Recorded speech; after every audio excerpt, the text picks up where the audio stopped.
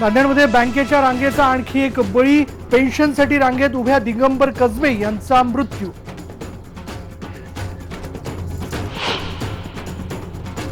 बँकांबाहेरील रांगांविरोधात शिवसेनेचा अनोखा आंदोलन. रांगेतल्या लोकांना वाटल्या झेंडूबामच्या बाटल्या.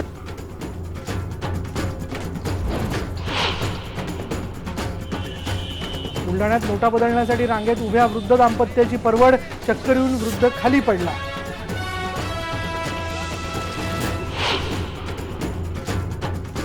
उस्मानाबादच्या उमरग्यात 91,50,000ची कॅश पकडली. सहकार मंत्री सुभाष देशमुखांच्या लोकमंगल संस्थेची कॅश असल्याची माहिती.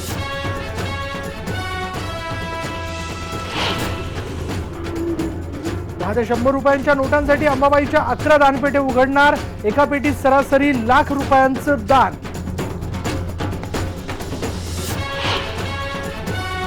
आणि नोटबंदीचा फटका कोकणातल्या जत्रांवरही. गर्दी तर ओसरलीच, पण खरेदीही थांबली. छोट्या व्यापाऱ्यांना मोठा फटका.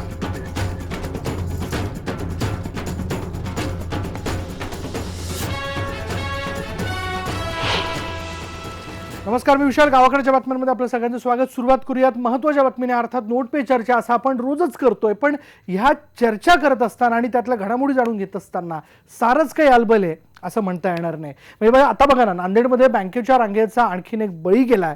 नांदेडच्या बळीरामपूर दिगंबर कसबे या वृद्धाचा हृदयविकाराच्या झटक्यानं मृत्यू झालाय. पेन्शनचे पैसे काढण्यासाठी कसबे हे सकाळी 8:30 वाजता रांगेत उभे होते. रांगेत असतानाच ते कोसळले आणि त्यातच त्यांचा मृत्यू झाला.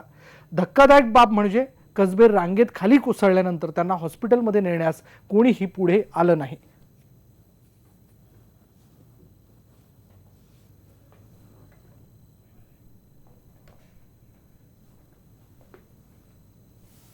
सहा वाजता बँक लाईनला लागला होता. तो लाईन आणि आला. लाईनमध्ये थांबल्यानंतर त्याला चक्कर आली. उन्हामध्ये चक्कर येऊन पडला. मग आम्ही उचलून तिथं ठेवलं त्याला. लगेच दवाखान्यात वगैरे नेण्याचा प्रयत्न केला नाही, जागेवर स्पॉट जागेवर. टेस्कॉममध्ये सर्व्हिसला होते, रिटायर झालेले आहेत. पेन्शन त्यांची बँकेला जमा होते, ते पैसे उचलण्यासाठी गेले होते. नोटा बदलण्याच्या रांगेत उभे असणाऱ्या ज्येष्ठ नागरिकांचे हाल होत आहेत. आज बुलढाणा जिल्ह्याच्या खामगाव इथं याचाच प्रत्यय आला. खामगावच्या स्टेट बँकेसमोरच्या रांगेत एका 90 वर्षांच्या वृद्धाला चक्कर आली. 90 वर्षाचं दाम्पत्य सकाळपासूनच या रांगेत उभे होते आणि खूप वेळ रांगेत उभं राहून त्या वयोवृद्ध 90 वर्षांच्या जोडप्यामधील एक व्यक्ती जी आहे, म्हातारी व्यक्ती, त्यांना चक्कर येऊन ते खाली कोसळले. नोटाबंदीच्या या निर्णयामुळे वयोवृद्धांना यातनांना सामोरं जावं लागतंय.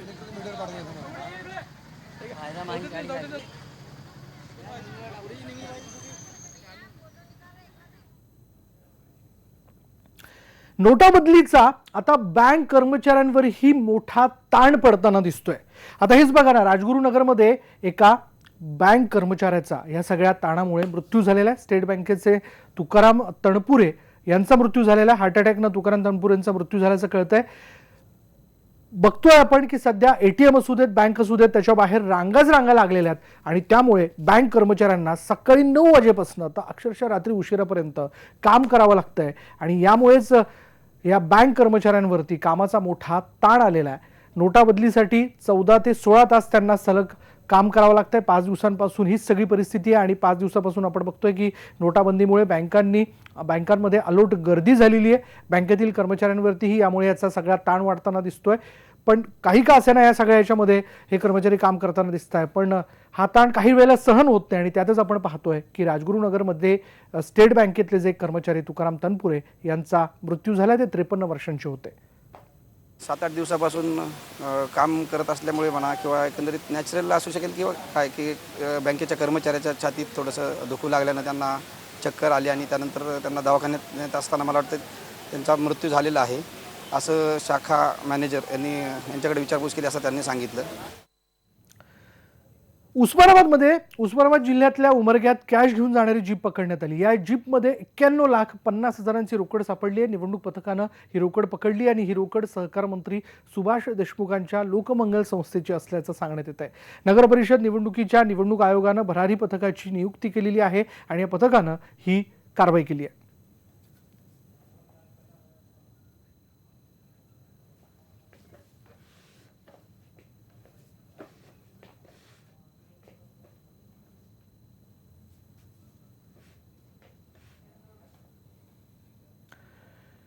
नोटाबंदीचा विरोध करण्यासाठी शिवसेनेनं गांधीगिरी सुरू केली आहे. सोलापूरमध्ये नोटांसाठी रांगेत थांबलेल्या खातेदारांना शिवसेनेने झेंडूबाम वाटलेत. नरेंद्र मोदी यांनी 500 आणि 1000च्या नोटा चलनातून रद्द केल्यानंतर देशभरातून जनतेने मोदी सरकारचं अभिनंदन केलं. मात्र सोलापुरातील बँकांसमोर नोटा बदलण्यासाठी तासनतास उभे असलेल्या नागरिकांना होणारा त्रास पाहून शिवसेनेने झेंडूबामचं वाटप करून मोदीगिरीला गांधीगिरीने उत्तर दिलंय. सेनेच्या या अनोख्या आंदोलनामुळे सोलापुरात सेनेच्या भूमिकेबाबत चांगली चर्चा रंगली आहे.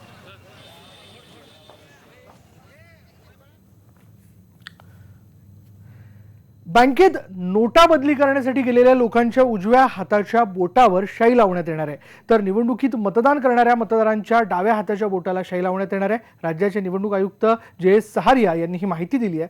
बँकांमध्ये हातावर शाई लावण्याचा निर्णय जाहीर झाल्यानंतर शाई नेमक्या कोणत्या बोटाला लावणार याबाबत संभ्रम निर्माण झाला होता आणि यावर निवडणूक आयुक्तांनी हे स्पष्टीकरण दिलंय. तुम्ही केंद्र शासनाला आम्ही विनंती केली होती की डाव्या हाताला पैसे काढण्यासाठी शाई लावू नये, ते त्याने मान्य केलेली आहे. आणि पैसे काढण्यासाठी जर शाई लावली गेली तर ते उजव्या हाताला लावली जाणार आहे, उजव्या हाताच्या बोटाला लावली जाणार आहे, डाव्या बाजूच्या हाताला लावली जाणार नाही. डाव्या हातामध्ये जो खुणे लावले जाणार आहे ते फक्त निवडणुकासाठी आणि निवडणुकाच्या वेळी.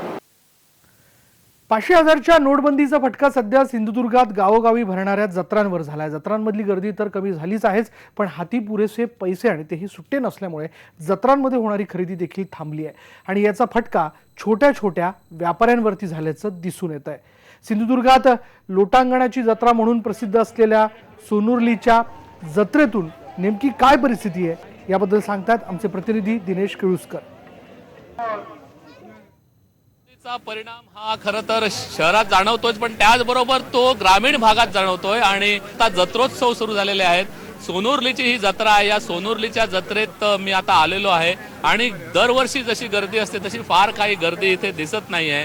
नोटा सगळ्या मिळत नाहीत लोकांना आणि त्यामुळे जत्रेमध्ये जो खर्च होतो तो करता येत नाही, जो खर्च करायचा असतो. व्यावसायिक जे आहेत ते असे आपले व्यवसाय लावून इथे वाट बघत बसलेले आहेत. कारण इथे आता एक उदाहरण जर द्यायचं झालं तर फुगेवाला बसलाय, कितीतरी उशीर त्याच्याकडे गिराईक आलेलं नाहीये.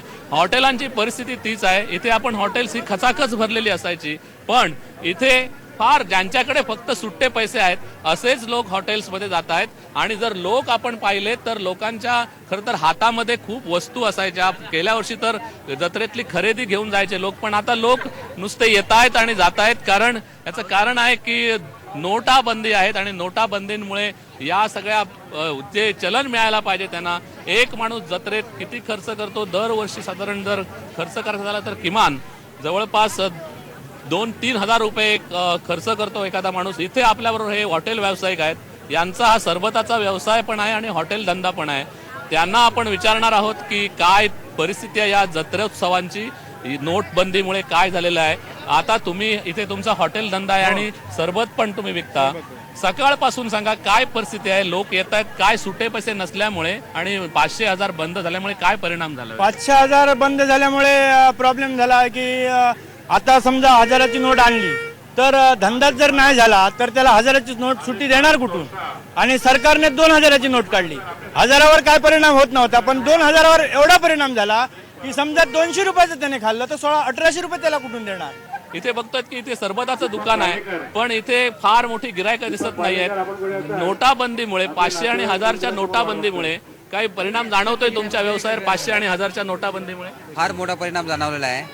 कारण 500 आता कोणाला 20-30 रुपयाचा आमचे आयटम आहेत आईस्क्रीम, पण काही कस्टमर 500 रुपये देत आहेत.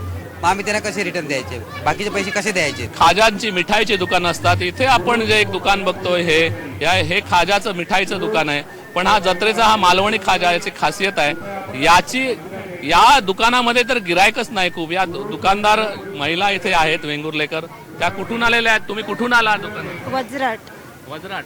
अच्छा, तुम्ही दरवर्षी इथे दुकान लावता का. हो लावतो दरवर्षी. काय परिणाम झालाय आता या. परिणाम म्हणजे काय, लोकांजवळ पैसेच नाही तर मग घेणार तरी काय. असून पण का त्या पैशांचा फायदा नाही ना. पैसे नाही त्यावेळी खर्च करायला लोकांना. खर्च करायला म्हणजे कसं 500 आणि 1000च्या नोटा आम्ही काय घेत नाही, ते घेतल्या जाणार नाही. आज काय बँक पण बंद आहे, बँकेत पण नोटा घेतल्या जात नाही. म्हणून म्हटलं आमच्या धंद्यावर परिणाम झाला. ही सगळी परिस्थिती आहे. निम्म्याहून व्यवसाय कमी झालेला आहे जत्रोत्सवातला यावेळी, आणि त्यामुळे हा सगळा फटका ग्रामीण भागाला बसतोय.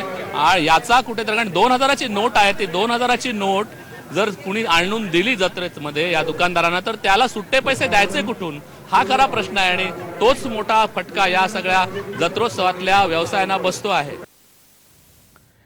या घडामोडीनंतर इथे वेळ झाली की ब्रेकची. ब्रेक घेऊयात. पहा फक्त IBN लोकमत.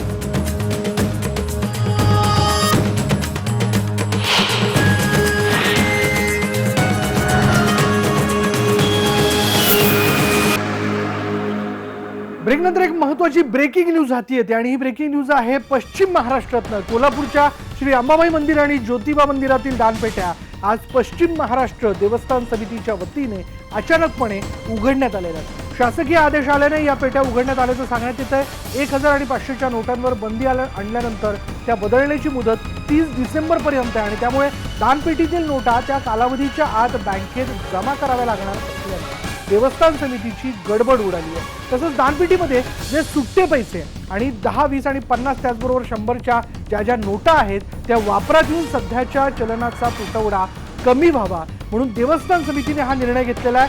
देवस्थान समितीच्या अखत्यारीत येणाऱ्या सर्वच मंदिरातील दानपेट्यांची मोजदाद या आठवड्यात पूर्ण करून घेण्यात येणार आहे, आणि खुल्या केलेल्या दानपेटीतील रकमेत 500 आणि 1000 रुपयांच्या नोटांची संख्या अधिक आहे. या सर्व रकमांची मोजदाद करून याचा अहवाल विधी आणि न्याय खात्याला देण्यात येणार आहे.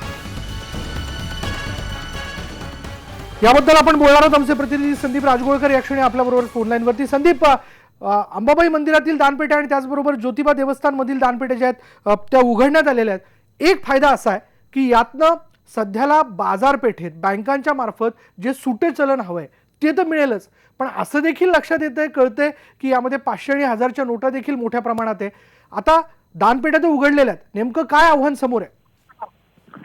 विशाल, कोल्हापूरचे जिल्हाधिकारी डॉक्टर अमित कुमार सैनी हेच पश्चिम महाराष्ट्र देवस्थान समितीचे अध्यक्ष आहेत, आणि आज दुपारपर्यंत आपल्याला अशी माहिती मिळत होती की येत्या 22 तारखेला या ज्या सगळ्या दानपेट्या ह्या खोलल्या जाणार होत्या आणि त्याचं मोजदाद जे आहे ते केलं जाणार होतं. पण अचानकपणे काही वेळापूर्वीच हा शासकीय एक आदेश जिल्हाधिकाऱ्यांनी काढला, डॉक्टर अमित कुमार सैनी यांनी, आणि अचानकपणे सगळी यंत्रणा कामाला लागली आणि अंबाबाईच्या मंदिरामध्ये एकूण 11 दानपेट्या आहेत आणि त्यातल्या 4 दानपेट्या आता उघडण्यात आलेल्या आहेत, आणि त्याचं मोजमाप जे आहे ते आता सुरू करण्यात आलेलं आहे. पुढचे 3 ते 4 दिवस ही सगळी प्रक्रिया चालणार आहे. पश्चिम महाराष्ट्र देवस्थान समितीने हा एक महत्वपूर्ण निर्णय घेतलेला आहे. दख्खनचा राजा श्री क्षेत्र ज्योतिबा आणि करवीर निवासिनी अंबाबाई मंदिरातल्या ह्या ज्या दानपेट्या आहेत ह्या आता खुल्या करण्यात येणार आहेत. खरं तर सगळीकडे सध्या चलनाचा तुटवडा आहे. महत्वाची गोष्ट म्हणजे या सगळ्या दानपेट्यांमध्ये 500 आणि 1000च्या ज्या नोटा आहेत त्या काही मर्यादित काळानंतर बंद होणार आहेत आपल्याला माहिती आहे, त्यामुळे त्या जमा करायच्या आहेत. पण त्याचबरोबर 10, 20, 50, 100 ह्या नोट आहेत किंवा जे नाणी आहेत, जी चिल्लर आहे ती देखील चलनामध्ये उपयोगी येऊ शकते. त्यामुळे चलनाचा जो तुटवडा आहे तो तुटवडा काही प्रमाणामध्ये करायला भरून काढता येईल, यासाठी हा पश्चिम महाराष्ट्र देवस्थान समितीनं निर्णय घेतलेला आहे.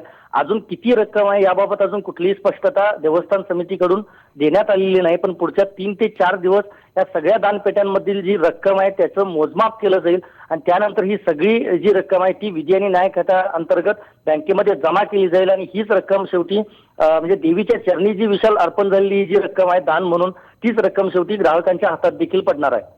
विशाल, पण संदीप, असंही म्हणता येईल की सध्याची जी नोटबंदी आहे या नोटबंदीच्या वातावरणात प्रत्येक देवस्थानने खरं तर अशा पद्धतीने निर्णय घेऊन पुढाकार घेणं आवश्यक आहे. कारण आता अर्थसचिव शक्तिकांत दास यांनी देखील सूचना दिलेल्या आहेत की देवस्थानने आपल्या दानपेट्या उघडून सुट्टे हे बाजारपेठेपर्यंत पोहोचवणं आवश्यक आहे.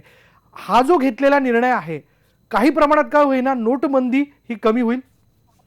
नक्कीच विशाल, पश्चिम महाराष्ट्र देवस्थान समितीच्या अंतर्गत जवळपास लहान मोठी अशी धरली तर 3000 पेक्षाही जास्त मंदिर आहेत, म्हणजे 3500 पर्यंत ही खरं तर संख्या आहे. महाराष्ट्रातली अनेक मंदिरे ही पश्चिम महाराष्ट्र देवस्थान समितीच्या अखत्यारीमध्ये येतात.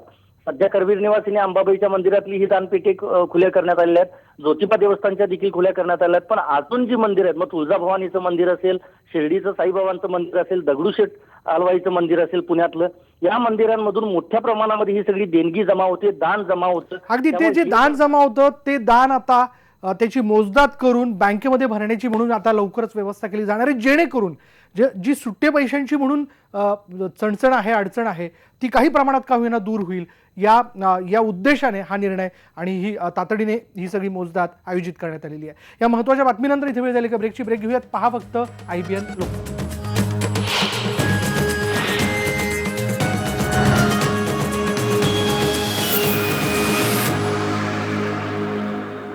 ब्रेकनंतर बातमी आहे गडचिरोलीतनं. गडचिरोली जिल्ह्यात बँकांची संख्या कमी असल्याने दुर्गम भागातून पायपीट करून बँकेत येणाऱ्या आदिवासी नागरिकांची गर्दी झाली आहे. अशा नागरिकांच्या मदतीला आता गडचिरोली पोलीस पुढे सरसावलेले आहेत. दुर्गम भागातून आलेल्या नागरिकांना सिरोंचा पोलिसांनी स्वतः समोसे आणि फळे पुरवून त्यांना पिण्याचं पाणी उपलब्ध करून त्यांना दिलासा दिलाय.